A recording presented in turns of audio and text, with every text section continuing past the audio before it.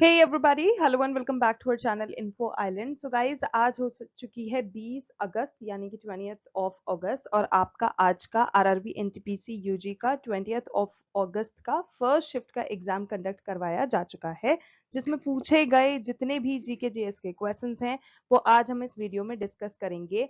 And not only questions के आपको answers बताएंगे, पर उसके साथ साथ उनसे रिलेटेड कुछ एडिशनल इन्फो और उनसे रिलेटेड कुछ इंपॉर्टेंट फैक्ट बताएंगे, जिससे कि आपको अगर उस क्वेश्चन से रिलेटेड या फिर उन एडिशनल इंफॉर्मेशन से कुछ भी क्वेश्चन फ्रेम होके आगे आने वाले आपके एग्जाम्स में आता है, then you will be in a position to answer that question. ठीक है, अब जल्दी से वीडियो शुरू कर लेते हैं और देखते हैं कि क्या पेपर इजी था, टफ था या डिफिकल्टी लेवल किस तरह का था, किस तरह के क्वेश्चंस पूछे गए थे, कौन से क्वेश्चंस को इस बार आरआरबी एनटीपीसी यूजी में टारगेट किया जा रहा है, क्योंकि एग्जामिनेशन अभी तक बच्चे वही कह रहे हैं कि इजी नहीं जा रहा है, it's kind of like moderate और डिफिकल्ट। ठीक है, तो आपका क्या कहना है जरूर से कमेंट करके बताइएगा। एंड यस, अगर आप ऐसे कैंडिडेट्स हैं जो कि वीडियो को देख रहे हैं लेकिन उन्होंने एग्जाम नहीं दिया है, तो guys it is a very golden opportunity for you, क्योंकि इस तरह के जो एग्जाम एनालिसिस वीडियोस होते हैं ना, वो आपको प्रिपेयर करते हैं, आपकी प्रिपरेशन को बूस्टअप करते हैं, जिससे कि आपको पता पड़ जाए कि किस तरह का ट्रेंड चल रहा है। लाइक आप कह सकते हो मार्केट में, एग्जामिनेशन सेंटर्स में किस तरह के ट्रेंड चल रहे हैं, कौन कौन से टॉपिक्स हाईलाइट हो रहे हैं, कौन कौन से टॉपिक्स में से हॉट टॉपिक्स हैं जिनमें से क्वेश्चंस बन के आ रहे हैं। ठीक है, तो जरूर से देखिएगा, और भी एग्जाम एनालिसिस वीडियोस और प्रिपरेटरी वीडियोस अवेलेबल है चैनल पे, जरूर से देखना, it will help you a lot. And yes, अगर आप चैनल पे नए हो, चैनल को अभी तक सब्सक्राइब नहीं करा है, तो इट्स अ हम्बल रिक्वेस्ट, जल्दी से चैनल को सब्सक्राइब कर दो। And what are you waiting for? I just don't understand. It's free. It costs you nothing. It's free, free, free. मुफ्त, मुफ्त, मुफ्त. Okay? So subscribe कर दो, notification bell icon पर hit कर दो, and yes, किसी भी तरह का कुछ भी recommendation, suggestion हो, query हो, जरूर से comment करके बताना. That's all about the talking. Now let's quickly move into the video and look for the questions.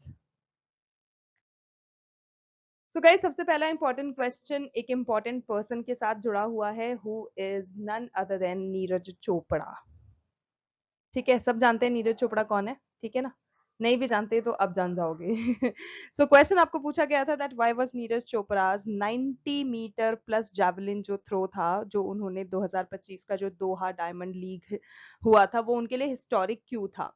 So guys, बहुत बेसिक सा चीज है, कोई भी चीज हिस्ट्री जब क्रिएट करती है जब वो किसी रिकॉर्ड को ब्रेक करती है। क्योंकि जो अभी साल 2025 में जो कि 16 मई को हुआ था दिस दोहा डायमंड लीग, उसमें जो नीरज चोपड़ा हैं उन्होंने 90.23 मीटर का थ्रो करा था। ठीक है, इस मई 16 का जो ये लीग हुआ था उसमें, जिसमें उन्होंने इस पर्टिकुलर थ्रो के साथ हिस्ट्री क्रिएट कर दी। क्यों? क्योंकि उन्होंने 1986 के बाद जो कोई एथलीट नहीं कर पाया था वो करके दिखाया। ठीक है, नीरज चोपड़ा ने वो एक एलीट क्लब ज्वाइन करा जिसमें सिर्फ और सिर्फ 26 एथलीट्स ही हैं ऐसे जिन्होंने इस मार्क को क्रॉस करा है एवर सिंस 1986। तो डेफिनेटली ये एक हिस्टोरिक मोमेंट है उनके लिए और उन सभी लोगों के लिए जो कि नीरज चोपड़ा की कैपेबिलिटी को, एबिलिटी को क्वेश्चन करते थे। ठीक है, so this is the right answer. Next है which is the most abundant protein in the human body. तो गाइस, सबसे अबंडेंट ह्यूमन बॉडी के अंदर कोई प्रोटीन है तो वो है collagen.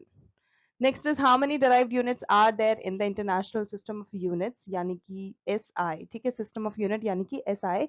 So guys, there are 7 base units in it और 22 यूनिट्स ऐसी होती हैं जो कि उनसे डराइव होती हैं। सो आपका करेक्ट आंसर हो जाएगा 22। ठीक है, 22 आपका करेक्ट आंसर हो जाएगा। ये जो सिस्टम है, it was developed first in the year 1971 by the General Conference on Weights and Measures for International Usage for Measurement. By performing various operations on the base units, derived units can be formed. ठीक है, so main मुद्दा यही है, आपको जो पता होना चाहिए कि कितनी यूनिट्स डेराइव होती हैं इंटरनेशनल सिस्टम ऑफ यूनिट में, तो है 22 unit. Next is, what is the main reason behind the partition of India that happened in the year 1947? So guys, if you guys are not aware, India में 1947 में partition हुआ था, उसमें काफी ज्यादा डिवाइड देखा गया था, काफी ज्यादा religious divide I would say देखा गया था।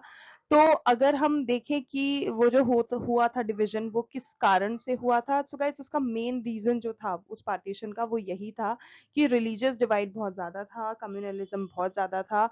यही रीजन था जिसके कारण पार्टीशन 1947 का हुआ था।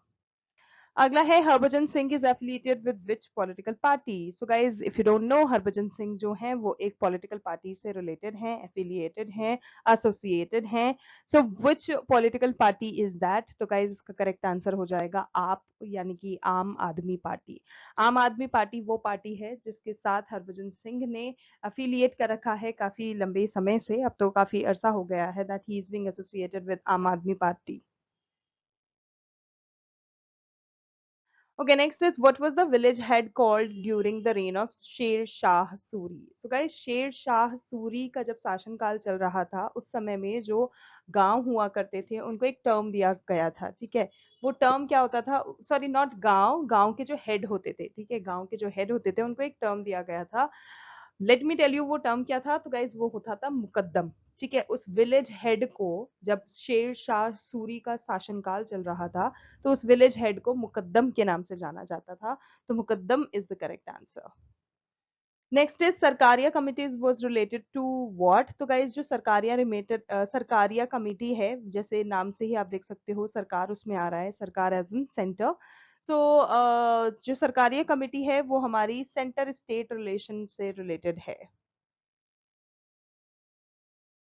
अगला है which aspect was eliminated under the 1991 LPG, यानी कि लिबरलाइजेशन, प्राइवेटाइजेशन, ग्लोबलाइजेशन, इकोनॉमिक। यहाँ पे एलपीजी वो नहीं है, liquefied petroleum gas, please. Okay, so अगर हम बात करें 1991 की जो एलपीजी यानी कि लिबरलाइजेशन, प्राइवेटाइजेशन, ग्लोबलाइजेशन, ये जो पॉलिसी थी उसमें जो इकोनॉमिक रिफॉर्म्स से रिलेटेड जो आपको क्वेश्चन पूछा गया था उसमें आपको क्या करना था।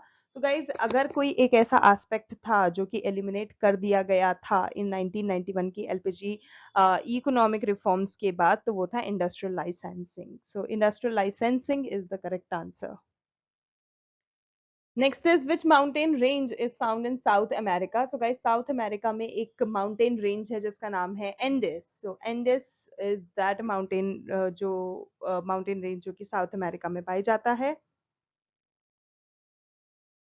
Next is when was the University Act introduced by Lord Curzon? Again a very important question because it has been getting repeated. ठीक है, तो ये जो यूनिवर्सिटी एक्ट है जो कि लॉर्ड कर्जन ने इंट्रोड्यूस करा था वो करा था 1904 में। सो 1904 is the correct answer, the year जब लॉर्ड कर्जन के द्वारा यूनिवर्सिटी एक्ट को इंट्रोड्यूस किया गया पहली बार। Okay, next is which state recently received a 2424.28 यानी कि 2424.28 करोड़ रुपीस का लोन वर्ल्ड बैंक से हेल्थ केयर के लिए। So guys there is this particular state जिसका नाम है केरला, जिसने रिसेंटली हेल्थ केयर को प्रमोट करने के लिए, हेल्थ केयर को एनहांस करने के लिए, उसको बेटर करने के लिए वर्ल्ड बैंक से लोन लिया है 2424.28 करोड़ रुपए का। So Kerala is the correct answer.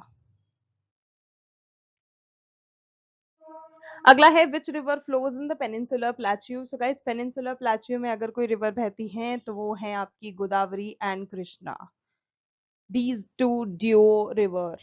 Okay, next is what to used, what is, यहाँ पे is आएगा, what is used to preserve pickles from spoiling? So guys आमतौर पे इंडियन हाउस होल्ड में भी ये होता है, शॉप्स वाले तो करते ही हैं।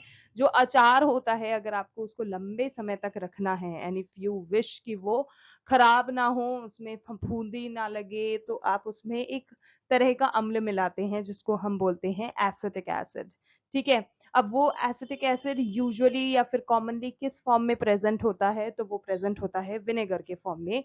This is the reason why जो इंडियन हाउस होल्ड्स हैं या फिर जो शॉपकीपर्स हैं, जो अचार मेकर्स हैं, वो अचार जब बनाते हैं तो वो उसमें विनेगर डाल देते हैं जिससे कि वो खराब ना हो और लंबे समय तक चल सके। Okay, next is where was the Prachand Prahar military exercise conducted? So guys ये जो प्रचंड प्रहार मिलिट्री एक्सरसाइज है ये आपकी अरुणाचल प्रदेश में कंडक्ट हुई थी। सो अरुणाचल प्रदेश आपका करेक्ट आंसर हो जाता है। एंड जस्ट इन केस अगर आपसे पूछ लिया जाए कि एक्सरसाइज तो हुई थी लेकिन कब हुई थी, तो गाइज वो आपका आंसर होगा 25 मार्च से लेके 27 मार्च 2025 को। Okay, next question. आर्मेनिया जो है उसने साइन करी है एक ट्रीटी रिसेंटली किसी कंट्री के साथ, तो आपको पूछा गया था वो कौन सी कंट्री है जिसके साथ आर्मेनिया ने वो ट्रीटी साइन करा है। सो गाइज बेसिकली आर्मेनिया ने जो है अजरबैजान जो कंट्री है उसके साथ एक पीस अग्रीमेंट शेयर करा है, डील ट्रीटी जो है उसको साइन अप करा है, ठीक है, जो कि आर्मेनिया और अजरबैजान के साथ है, जिससे कि जो उनका 37 साल पुराना नगोर्नो काराबाख कॉन्फ्लिक्ट चल रहा था, it comes to an end. So Armenia and Azerbaijan treaty. Okay, next is the Ellora caves were built by which ruler of by the rulers of which dynasty? तो guys इसका correct answer हो जाएगा आपका राष्ट्रकूटा वंश यानी कि Rashtrakuta dynasty. सो Rashtrakuta dynasty के जो रूलर्स थे, ठीक है, उन्होंने एलोरा केव्स को बिल्ट इन किया था। ओके, नेक्स्ट है लॉन्गेस्ट टनल एशिया में कौन सी है? सो गाइज अब बन रही है, ठीक है, जिसका नाम है Zojila, Zojila I think yes, Zojila tunnel. So ये जो जोजिला टनल है जो कि करंटली अभी कंस्ट्रक्शन में चल रही है, that is going to be the longest tunnel ever in the history of Asia. Asia की पहली सबसे लंबी टनल ये बनने जा रही है, ठीक है, जो कि अभी कनेक्ट करेगी, ठीक है, अभी क्या मतलब जब भी बनेगी तो कनेक्ट करेगी आपके कश्मीर को लद्दाख के साथ कनेक्ट करेगी। और once it will be ready it will also offer जितने ही वेदर कनेक्टिविटी होते हैं लद्दाख रीजन के और बाकी नेशन के, वो वहां से हो सकेंगे। So the correct answer is the Zoji La, Zoji La not जो, इट्स जो, the Zoji La tunnel. Okay, next is according to census 2011, which state had the highest urban population? So guys, इस question का clear cut correct answer है महाराष्ट्र। महाराष्ट्र के पास सबसे ज्यादा urban population था जब census survey 2011 का रिपोर्ट आया था। And in terms of the absolute number, जो कि अगर हम बात करें उन लोगों की जो कि urban areas में रहते हैं, उसमें महाराष्ट्र जो है वो अभी तक लीड कर रहा है with 50.8 million people, which comprise 13.8% of the total urban population of the country. तो you can have an idea कि महाराष्ट्र में कितना पॉपुलेशन है जो कि अर्बन पॉपुलेशन कंसिडर होता है, ठीक है। सो सिर्फ महाराष्ट्र की अगर मैं बात करूं अभी जैसे मैंने आपको बताया कितनी है, वो है 50.8 मिलियन पर्सन, ठीक है, इसको आपको हाईलाइट कर लेना है, याद कर लेना है, जो कि एक्चुअल में जो इंडिया का जो टोटल पॉपुलेशन है उसका कितना है, उसका है 13.5% of the total urban population. Okay, next आपको एक पूछा गया था कि कौन सी शॉर्टकट की यूज करी जाती है स्विच बिटवीन ओपन विंडोज और एप्लीकेशंस ऑन अ कंप्यूटर। तो अगर आपको कंप्यूटर में जब आप यूज कर रहे हैं तो आपको एप्लीकेशंस के साथ साथ और जो भी आपकी ओपन विंडोज होती हैं, ओपन एप्लीकेशंस होती हैं, उनके साथ साथ आपको क्या करना होता है, स्विच करना होता है बार बार। तो आप एक टैब यूज करते हैं, ऑल्ट प्लस टैब, ये शॉर्टकट की यूज करते हैं जिसके द्वारा आप वो चीज कर सकते हैं। Okay, after the fall of the Kakatiya dynasty, which Sultanate ruler captured Harihara and Bukka?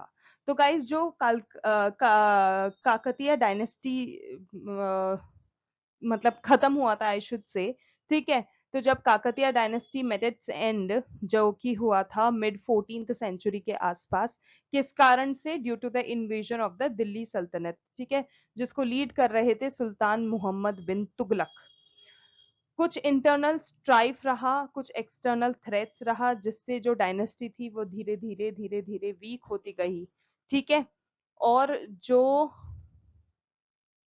Last ruler थे उन्होंने काफी चैलेंजेस उनके कारण उनको फेस करने पड़े। तो if we talk about,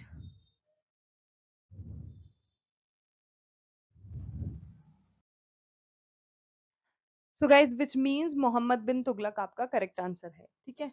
next question है विच इंस्टीट्यूशन ऑर्गेनाइजेज या फिर holds the meeting of the sustainable development index? So guys ये जो सस्टेनेबल डेवलपमेंट इंडेक्स की मीटिंग होती है ये नीति आयोग जो है वो ऑर्गेनाइज करवाता है, चाहे वो कोई सी भी मतलब मीटिंग हो या फिर किसी भी तरह का कोई इवेंट हो, अगर वो रिलेटेड है सस्टेनेबल डेवलपमेंट से रिलेटेड, तो NITI Aayog is that institution जो कि उसकी सारी अरेंजमेंट्स देखता है और उसके लिए रेस्पॉन्सिबल होता है, अकाउंटेबल होता है. Next is who was the winner of the Kalinga Super Cup 2025? So guys, it is FC Goa. So FC Goa is the correct answer. Next is who organized the World Sustainable Development Summit 2025? तो guys इसका correct answer हो जाएगा TERI, which is the short form of the Energy and Resources Institute. तो the Energy and Resources Institute is the correct answer, जो कि जिसने organize करा World Sustainable Development Summit 2025 का. Next is which day was celebrated on 3rd of March 2025 and उसकी theme क्या थी? So guys 3rd of March 2025 को एक डे सेलिब्रेट करा जिसका नाम है वर्ल्ड वाइल्ड लाइफ डे. ठीक है, जो कि 3rd of March 2025 को सेलिब्रेट करा. And if we talk about कि उसकी थीम क्या थी, तो गाइस उसकी थीम रखी गई थी wild life conservation finance, investing in people and planet. ठीक है, अगर हम बात करें उसका सिग्निफिकेंस का, सपोर्ट कंजर्वेशन का, तो वो सारी चीजें इसी थीम के अंदर आप जैसे कि देख सकते हो. और और ये दिन क्यों मनाया जाता है गाइज? ये दिन इसीलिए भी आप कह सकते हो सेलिब्रेट करा जाता है जिससे कि जो हमारे नेशन में टाइगर लुप्त हो रहे हैं या ऐसे कुछ एंडेंजर्ड स्पीशीज हैं जो कि धीरे धीरे लुप्त होती जा रही हैं, उनको प्रिजर्व करा जा सके, उनको खोने से बचाया जा सके, वाइल्ड लाइफ कंजर्वेशन हो सके और हैबिटेट प्रोटेक्शन जो कि कितना ज्यादा जरूरी है वो हो सके. तो this is the key symbol, key motto of celebrating this particular year, जिससे लोगों में उस चीज की अवेयरनेस बढ़े. अगला है who administers the oath to the governor. तो गाइस गवर्नर को ओथ दिलाने का काम होता है सीजे, जो हाई कोर्ट का चीफ जस्टिस होता है. ठीक है, so chief justice of the high court is responsible for administering the oath to the governor. Next is section 498A of the Indian Penal Code is related to what? So guys, IPC के section 498A के तहत क्या है? उसमें यही है कि अगर किसी भी लेडी को फेस करनी पड़ रही है किसी भी तरह की क्रूअल्टी जो कि उसके हस्बैंड के द्वारा हो रही है या फिर हस्बैंड की फैमिली के द्वारा हो रही है या हस्बैंड के रिलेटिव्स के द्वारा हो रही है towards a man, so guys उस पे आईपीसी सेक्शन 498 धारा जो है वो लगती है. Okay, guys. So the next question is which plain lied between the Arabian Sea and the Western Ghats? तो guys वो हो जाएगा आपका Western Coastal Plain. ठीक है, so Western Coastal Plain is the correct answer. Next we have a question related to the sixth schedule of the Indian Constitution. Guys इस बार Indian Constitution से related questions बहुत पूछे जा रहे हैं जिसमें आर्टिकल भी आ रहे हैं और schedule से related भी question आ रहे हैं. तीसरी, चौथी, पांचवी, छठी सारी ही अनुसूचियों से क्वेश्चन आ चुका है. सो गाइज अगर हम बात करें छठी अनुसूची का जो कि इंडियन कॉन्स्टिट्यूशन की है, वो किस स्टेट के रिलेटेड प्रोविजंस प्रोवाइड कराती है? तो गाइज मिजोरम, आसाम, त्रिपुरा और मेघालय. ठीक है, ये चार ऐसी स्टेट्स हैं जिससे रिलेटेड जितने भी स्पेशल प्रोविजंस हैं वो आपको सिक्स्थ स्केड्यूल के अंदर देखने को मिलेंगे जो हमारा भारतीय संविधान है उसमें. ठीक है, so Mizoram, Assam, Tripura and Meghalaya. Next we have which provision is included in, ये यहाँ हटा दो, यहाँ लगा दो. Okay, included in the fifth schedule. अब fifth schedule की बात करें तो जो fifth schedule है that is responsible for administration and control of scheduled areas and scheduled tribes. ठीक है, जितने भी scheduled areas हैं, ठीक है, उनका कंट्रोल और उनका एडमिनिस्ट्रेशन, और जितना एसटी यानी कि शेड्यूल ट्राइब कास्ट है उससे रिलेटेड जितना भी एडमिनिस्ट्रेशन और कंट्रोल चीजें हैं वो देखी जाती हैं पांचवी अनुसूची के तहत. Okay, in which year was the RERA act implemented? So guys RERA जो है ये आपका, इसमें दो चीजें हैं. ठीक है, वन इज जब ये पास हुआ था यानी कि पारित किया गया था, और दूसरा था जब ये इफेक्टिव हुआ था. ठीक है, बहुत सारे बच्चों को ऐसा लग रहा था कि यार 2017 आंसर होना चाहिए, लेकिन सरप्राइजिंगली 2017 जो है ये ऑप्शंस में ही नहीं था. ठीक है, लेकिन 2016 was given in the option. और क्योंकि जो रेरा एक्ट है ये आपका पारित किया गया था साल 2016 के अंदर, तो आपका 2016 करेक्ट आंसर हो जाएगा। कोई डरने की बात नहीं है उन कैंडिडेट्स को जिन्होंने साल 2016 पे टिक किया है। लेकिन अगर आपसे पूछा जाता ना कि इफेक्टिव कब हुआ है, तो डेफिनेटली आपको 2017 दिया जाता ऑप्शन में, क्योंकि it came into effect in the year 2017। 1 मई 2017 को ये इंप्लीमेंट कर दिया गया था, ये इफेक्टिव हो गया था।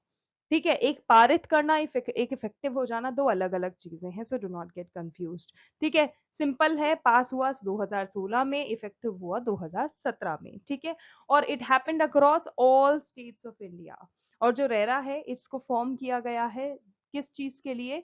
To regulate the real estate sector, जिससे कि जो भी प्रॉपर्टी बायर्स हैं उनके इंटरेस्ट को प्रोटेक्ट करा जा सके, और उनमें एक इन्वेस्टमेंट की एक इंटरेस्ट जगाया जा सके कि वो रियल सेक्टर में क्यों इन्वेस्ट करें उसको डेवलप करने के लिए। Okay guys, next important question आपको पूछा गया था ASCII से कि उसकी फुल फॉर्म क्या है और उसका मेन फंक्शन क्या है। So first things first, let's talk about the full form. So guys, ASCII जो है it stands for American standard code for information interchange. So this is the basic full form of ASCII। And if we talk about इसके main function की, तो guys ये एक ऐसा character encoding standard है जिसको सेट करा गया है ना, that has been a foundational element in computing for decades. ठीक है, इस पर्टिकुलर ASCII को ही यूज करा जाता है स्टैंडर्डली, जो कि 7 बिट्स टू यूज करता है 128 कैरेक्टर्स को डी कोड करने में। ठीक है, 0 to 127। और भी आप देख सकते हो कि modern usage often stores them in 8 bytes with the high bit set to 0। इसका यहाँ पर कुछ जरूरत नहीं है as such. So encoding decoding वाला चीज, और ये इसका फुल फॉर्म आपको ध्यान में रखना है। ओके, नेक्स्ट आपको आर्टिकल 14 पूछा गया था, what is it related to? So guys, equality before law comes under article 14। Next is the whispering mountains marvellous folk tales from the Himalayas. ये जो है ये किसके द्वारा लिखी गई है? सो गाइज, ये जो है ये नमिता गोखले एंड माला श्री लाल के द्वारा लिखी गई है। So these two name is the correct answer. Next we have Varuna exercise से रिलेटेड क्वेश्चन, क्योंकि इस बार एक्सरसाइज से रिलेटेड भी क्वेश्चन आ रहे हैं। सो गाइस, जितने भी inter border as an international inter countries जितने भी एक्सरसाइजेज हैं जो इंडिया दूसरे कंट्रीज के साथ कंडक्ट करवाता है, वो सब अच्छे से पढ़ लेना। And coming back to Varuna exercise, so guys जो वरुणा एक्सरसाइज है ये इंडिया और फ्रांस के बीच में कंडक्ट होती है।